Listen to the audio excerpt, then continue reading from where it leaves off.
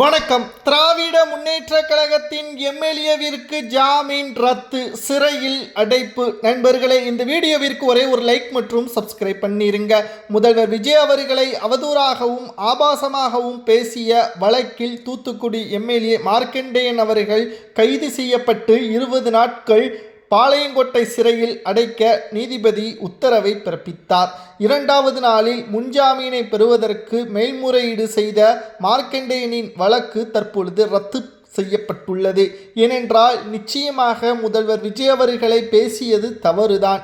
20 நாட்கள் சிறையில் இருப்பது கட்டாயம் என்பதையும் மனுவை தள்ளுபடி செய்து நீதிபதி உத்தரவை பிறப்பித்திருப்பது மு.க.ஸ்டாலின் அவர்களுக்கு அதிர்ச்சியையும், அதே சமயத்தில் இனி எந்த ஒரு திமுகவின் மாஜி அமைச்சர்களோ சிட்டிங் எம்எல்ஏக்களோ ஏன் நிர்வாகிகளோ இனி முதல்வர் விஜய் அவர்களை அவதூறாக பொதுவெளியில் பேச மாட்டார்கள், பேசுவதற்கும் அஞ்சுகிறார்கள் என்ற தகவலும் மு.க.ஸ்டாலின் அவர்களுக்கு வந்துவிட்டது. மேலும் நடைபெறக்கூடிய 7 சட்டமன்ற இடைத்தேர்தலில் திமுகவின் சார்பாக போட்டியிடுவதற்கு எந்த ஒரு நபர்களும் வேட்பாளராக களம் இறக்க முன்வரவில்லை.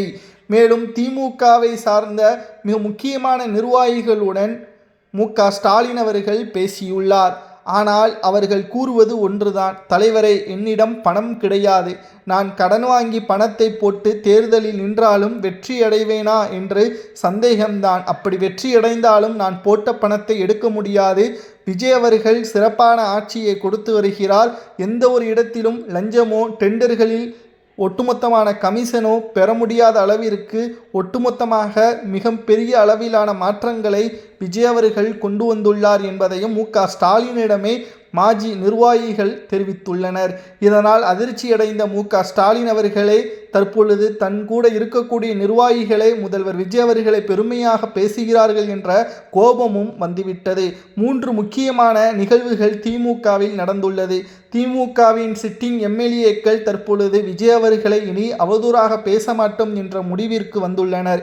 மார்க்கண்டேயனின் நிலைமை இனி யாருக்கும் வரக்கூடாது என்ற காரணத்தில் தற்பொழுது மிகப்பெரிய அளவில் கவனமாக வார்த்தைகளையும் பயன்படுத்தி வருகிறார்கள். 2வதாக, தேர்தல் நடைபெற்றால், இடைத்தேர்தல் நடைபெற்றால் போட்டியிடுவதற்கு நாங்கள் தயாராக இருக்கிறோம். ஆனால் பணங்களை செலவு செய்ய நாங்கள் முன்வர மாட்டோம். திமுகவின் தலைமை பணத்தை கொடுத்தால் நாங்கள் தேர்தலில் போட்டியிடுகிறோம், இல்லை என்றால் போட்டியிட மாட்டோம். ஒரு தொகுதியில் சுமார் 150 கோடி முதல் 200 கோடி செலவு செய்தால்தான் வெற்றியடைவதற்கு வாய்ப்புகள் இருக்கிறது. அதிலும் விஜய் அவர்கள் முகம் மட்டுமே போதும், ஒட்டுமொத்தமான வெற்றி வாய்ப்பை அவர்கள் தட்டி தூக்கி செல்கிறார்கள். நிச்சயம் மாஜி முன்னாள் அமைச்சர்கள், மிக முக்கியமான நபர்களை களத்தில் தோல்வியை தழுவிய நிர்வாகிகளாக இருக்கக்கூடிய காரணத்தினால் புதியவர்களுக்கு வாய்ப்புகளை வழங்கினாலும் அவர்கள் பணத்தை இறக்காமல் இருப்பதால் மு.க.ஸ்டாலின் அவர்கள் தன்னுடைய சொந்த பணத்தை இறக்க முன்வந்துள்ளார். மேலும் 3வது மிக முக்கியமான தகவல், வருகின்ற இடைத்தேர்தல், அதற்கு பிறகு நடைபெறக்கூடிய உள்ளாட்சி தேர்தலில் திமுக வெற்றியடையவில்லை என்றால் நிச்சயம் தமிழ்நாட்டில் திமுகவை முழுவதுமாக மக்கள் புறக்கணித்து விட்டார்கள் என்பதுதான் பொருளாக மாறும். எப்படி ஜெயலலிதா அவர்கள் இருந்த பொழுது 10 ஆண்டுகள் ஆட்சி அமைக்க முடியாமல் திமுக திணறியதோ, அதேபோல மு.க.ஸ்டாலின் அவர்களும் சரி, அவரது மகன் உதயநிதியும் சரி, ஆட்சி அதிகாரத்திற்கு விஜய் அவர்கள் பதவியில் இருக்கும் வரைக்கும் வரவே முடியாது. மக்கள் அதற்கான மாற்றங்களை உருவாக்கி விட்டார்கள் என்றும் செய்திகளில் ஒட்டுமொத்தமான தாவேகாவின் அமைச்சர்களும் நிர்வாகிகளும் கூறி வருகிறார்கள். ஏனென்றால் தாவேகாவின் நிர்வாகிகள் பேசுவது என்னவென்றால், தேர்தலுக்கு முன்பாக சொல்கின்ற கருத்துக்கள் அனைத்துமே நடந்து கொண்டிருக்கிறது. ஏனென்றால் திமுகவின் செயல்பாடுகள் ஊழல் மட்டும்தான் 5 ஆண்டுகளில் செய்திருக்கிறார்கள். மக்கள் எத்தனையோ விமர்சனங்கள், எத்தனையோ குற்றச்சாட்டுகள் மு.க.ஸ்டாலின் அவர்களிடம் தெரிவிக்க முயற்சிகளை மேற்கொண்டார்கள். ஆனால் மு.க.ஸ்டாலின் அவர்களோ தன்னை விட மூத்த நிர்வாகியாக, வயதில் மூத்தவர்களாக இருக்கிறார்கள், அவர்கள் மீது எப்படி நடவடிக்கை எடுப்பது என்ற மன சங்கடத்தில் இருந்தார். ஆனால் களத்தில் அது முக்கியம் கிடையாது. தவறு செய்தால் அதற்கான தண்டனை, யார் செய்தாலும் அதற்கான தண்டனையை கொடுக்க வேண்டும். ஆனால் KN நேரு, பொன்முடி, துரைமுருகன் இவர்கள் எல்லோரும் செய்த ஊழல்களும், மக்களை அவதூறாக பேசியதும், குறிப்பிட்ட சமூகத்திற்கு எதிராக பேசியதையும் அனைத்தையும் பொறுமையாக கவனித்து வந்தாரே தவிர அவர்கள் மீது நடவடிக்கை எடுக்கவில்லை. இதனால்தான் தற்பொழுது திமுகவின் தோல்வியிற்கு வழிவகுத்துவிட்டது. அதே சமயம் தேர்தல் தோல்வியிற்கு பிறகும் கூட மாஜி அமைச்சர்களும் சிட்டிங் MLAக்களும் மக்களின் பணிகளை மேற்கொள்ளாமல் மீண்டும் மீண்டும் முதல்வர் விஜய் அவர்களை அவதூறாகவும் பொய்யான சில வார்த்தைகளாலும் வழக்குகளை சேர்க்கக்கூடிய வகையில் பொதுவெளியில் பேசுவதும் திமுகவின் மீது இருக்கக்கூடிய கோபத்தை மக்கள் மத்தியில் அதிகப்படுத்திவிட்டது. இதனால் தான் தற்பொழுது அவதூறு வழக்கு போடப்பட்டு பாளையங்கோட்டை சிறையில் மார்க்கண்டேயன் அவர்கள் அடைக்கப்பட்டுள்ளார்.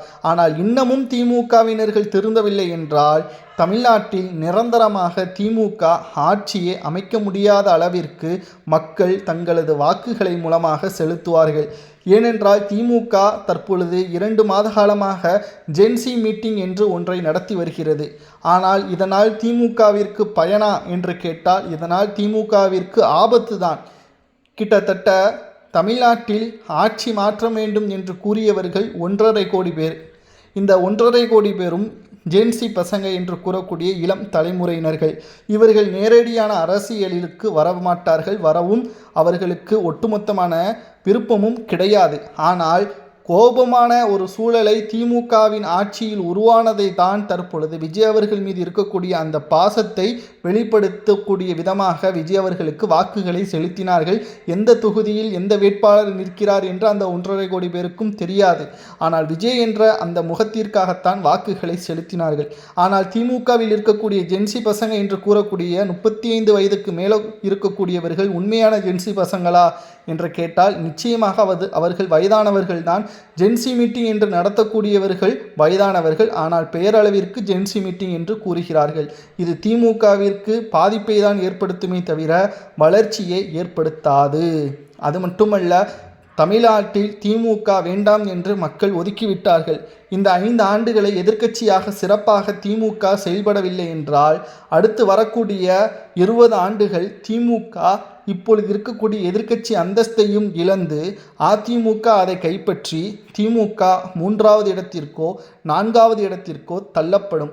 எப்படி திமுகவின் சிட்டிங் MLAவே சிறையில் அடைப்பதற்கான அனைத்து ஆதாரங்களையும் சமர்ப்பித்து முன்ஜாமீன் பெறுவதற்கு முயற்சி செய்து அதையும் நீதிபதி தள்ளுபடி செய்து நீங்கள் சிறையில்தான் இருக்க வேண்டும் என்று நீதிபதி உத்தரவை பிறப்பித்தாரோ அதே போலதான் தமிழக மக்கள் உங்களை வேண்டாம் என்று ஒதுக்கிவிட்டார்கள். உங்களது பணிகளை நீங்கள் செய்ய வேண்டுமே தவிர மீண்டும் மீண்டும் முதல்வர் விஜய் அவர்களுக்கு எச்சரிக்கை செய்யும் விதமாக ஆபாசமாக வார்த்தைகளை பேசினால் அது நிச்சயம் திமுகவின் வளர்ச்சியையும் பாதிக்கும்.